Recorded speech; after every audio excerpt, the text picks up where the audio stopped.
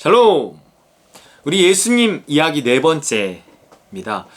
오늘은 예수님의 그 산상수훈 끝에 하신 말씀인데 좀 무시무시한 말씀이 있어요.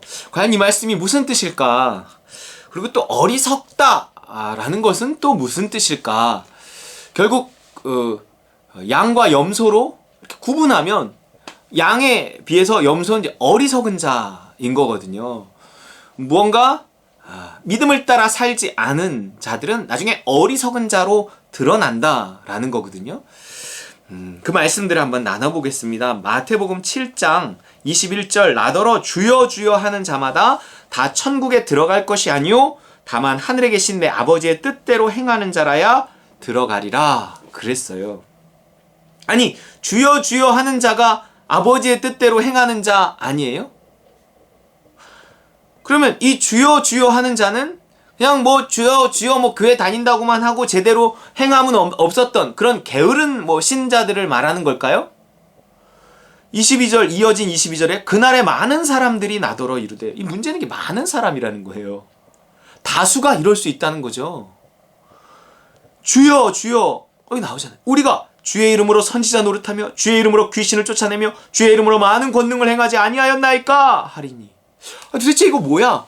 주여 주여 말만 했던 사람이 아니에요. 이 주여 주여 했던 사람들은 그만큼 뭔가 열심히 했던 사람들이라는 거예요.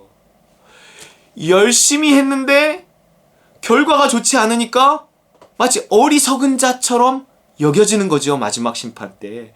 도대체 그들을 이렇게 어리석은 자로 드러내는 그 근거는 뭘까요? 뭐가 잘못된 걸까요? 이들은 주여 주여 했단 말이에요. 이들은 열심히 했단 말이에요. 그런데 무엇이? 근데 이들이 많은 사람이래요. 적지 않은 사람이 이렇게 될 거라는 거예요. 무섭죠. 천국에 들어갈 것이 아니오. 더 무서워요. 우리 이 말씀을 꼭 알아야 되잖아요. 23절 그때 내가 그들에게 밝히 말하되 내가 너희를 도무지 알지 못하니 불법을 행하는 자들아 내게서 떠나가라 하리라. 불법을 행하는 자예요. 무언가 행하기는 행했지만 합법적으로 행하지 않은 거죠. 무언가 열심히 하나님의 뜻을 행한 것 같은 모양은 있을 수 있다는 거예요. 양과 염소의 구분은 어렵다는 거예요. 둘 다 하얀 털을 가지고 있고 등치도 비슷하고 울음소리도 비슷한 것 같고 하여튼 섞어놓으면 잘 모를 만큼 비슷하게 행동하며 살았다는 거예요. 똑같이 교회 나왔고 똑같이 헌금했고 똑같이 봉사했고, 예를 들면 같이 했는데 똑같이 했는데 왜 그거를 구별하냐고요.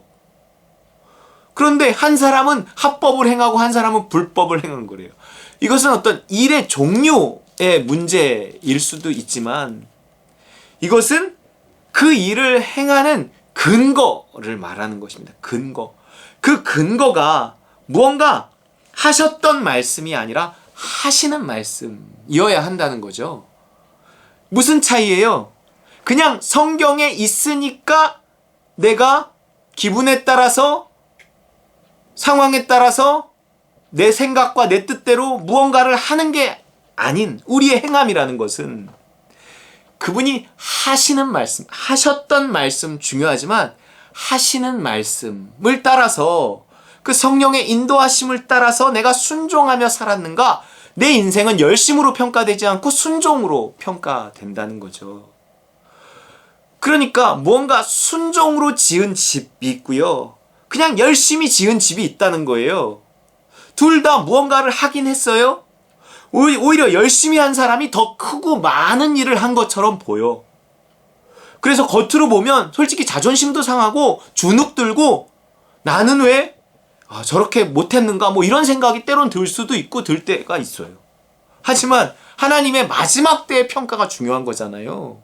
현재의 사람들의 평가가 중요한 게 아니잖아요. 마지막 때의 평가는 뭐냐 하는 거예요. 마지막 때의 평가. 그 집의 크기냐? 그 화려함이냐?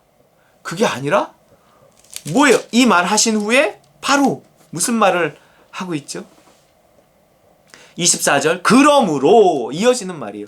누구든지 나의 이 말을 듣고 행하는 자, 하시는 말씀을 듣고 행하는 성령의 인도하심을 따라 믿음을 따라 살아간 그 사람은 그 집을 반석 위에 지은 지혜로운 사람과 같으니 집의 크기와 상관없어요.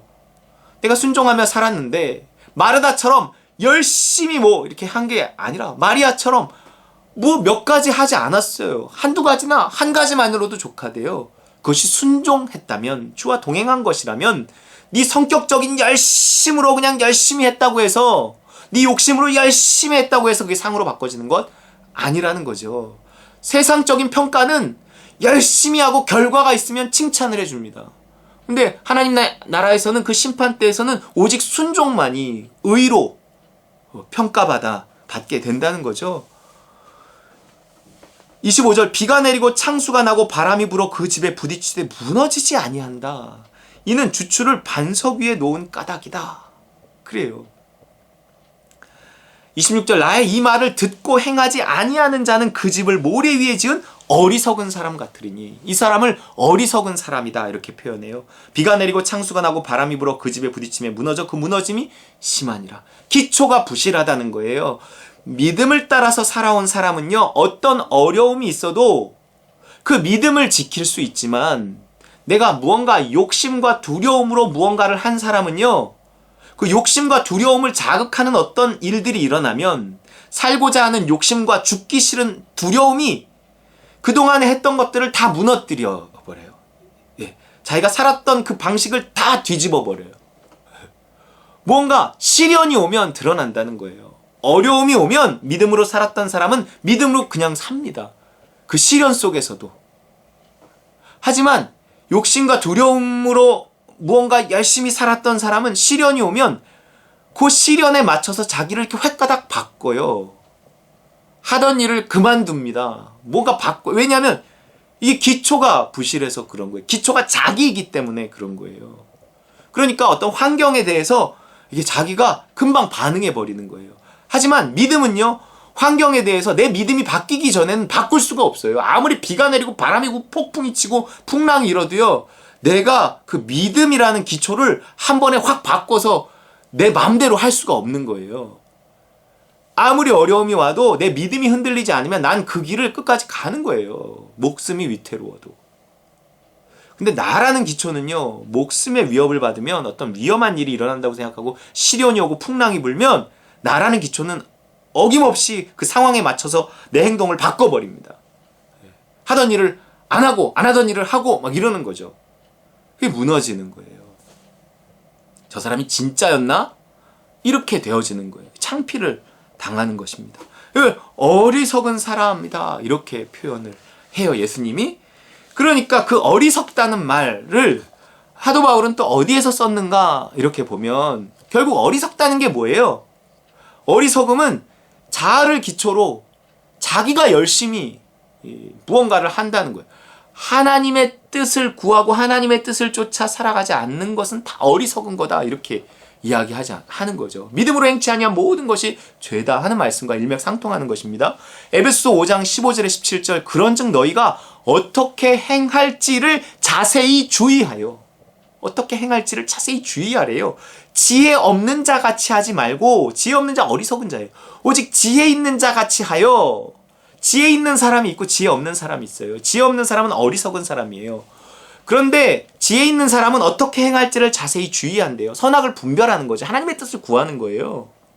세월을 아끼라 때가 악하니라. 그래 세월을 세월을 한다는 거죠. 열심히 뭔가를 했는데 믿음을 기초 위에서 하지 않았기 때문에 그 하나님 앞에 인정받지 못해요. 상으로 바꿔지지 않습니다. 다 무너져 내린단 말이에요. 그러므로 어리석은 자가 되지 말고 오직 주의 뜻이 무엇인가 이해하라. 어떻게 행할지 자세히 주의하여 주의 뜻이 무엇인가 이해하고 그 뜻에 순종하는 걸 지혜 있는 자다 이렇게 말하는 거예요. 그렇지 않고 그냥 나의 어떤 머리를 굴려 사는, 나의 지혜로 사는 사람, 그 사람은 결국 어리석은 자가 될 거고 허송세월을 한 사람이 될 거라는 거예요. 그 마지막 때에 다 무너져 내리고 마지막 때에 염소로 판단돼서 제껴지면 내가 주여 주여 하며 내가 많은 일을 했던 것이 아무 소용없이 되는 거잖아요. 내가 너희를 도무지 알지 못한다 이러면 끝난다는 거예요. 어리석은 자가로 드러나 버리는 거죠. 고린도전서 3장 18절 아무도 자신을 속이지 말라. 너희 중에 누구든지 이 세상에서 지혜 있는 줄로 생각하거든 어리석은 자가 되라. 그리하여야 지혜로운 자가 되리라. 머리 써서 살지 말라는 거예요. 그 머리 써서 사는 게 지혜일 것 같으면 차라리 어리석은 자가 되라는 거예요. 여러분 믿음으로 선택하잖아요. 그러면 사람들이 보기에 되게 어리석어 보이는 선택들이 참 많습니다. 나는 그걸 알면서도 그냥 꿋꿋이 그 길을 가는 거, 그 일을 하는 거예요. 그 선택을 하는 거예요. 왜요? 그게 믿음이니까. 그것이 결국 하나님의 지혜로 드러나는 날이 온다는 거죠. 하지만 내가 머리 써서 한 일은요, 나중에 어리석은, 아무리 머리가 좋아도, 아무리 그 결과가 좋아 보여도 마지막 심판대 앞에서 어리석은 자로 드러나게 된다라는 것입니다. 우리 모래 위에 집 지을지 반석 위에 집 지을지 정말 잘 생각해서 어리석은 자가 되지 말고 허송세월 보내지 말고 정말 지혜로운 자가 돼서 세월을 아끼며 하나님 앞에 칭찬 듣고 구원받는 저 여러분 되시기를 주의 이름으로 축원합니다.